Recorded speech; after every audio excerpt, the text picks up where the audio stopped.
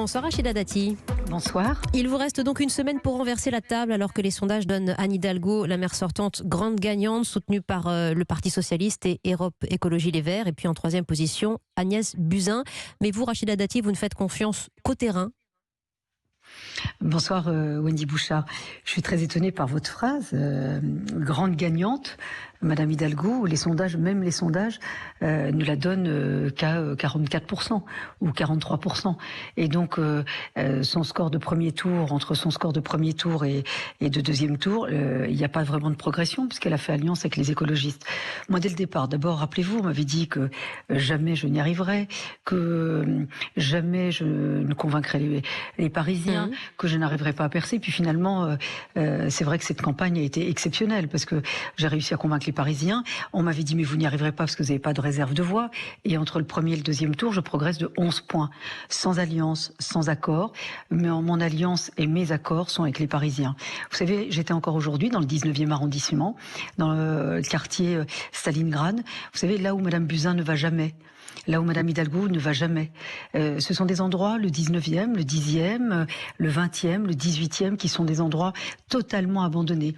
Mais qui votent même des zones... des citoyens abandonnés, mais qui continuent de voter. Justement, c'est pour ça que je vais vous le dire.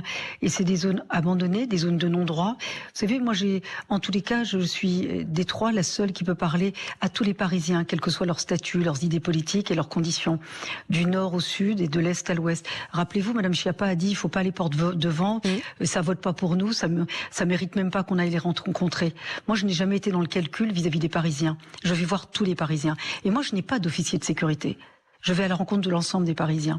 Et donc, moi, j'ai été convaincue dès le départ que Paris devait changer. La majorité des Parisiens ne souhaitent pas la réélection de Madame Hidalgo. Justement. Mais là où je vous rejoins, là, vous avez raison de soulever sur la participation. Pendant des années, on a écœuré ces Parisiens. J'étais encore dans le 11e arrondissement il y a 2 jours. Vous aviez un cafetier qui était écœuré. Et il me dit, écoutez, Madame Dati, je ne vote plus, ça sert à rien. Ils m'ont écœuré. À la cité Calberson, pareil. Allez à la place de la bataille de Stalingrad. C'est des zones de non-droit.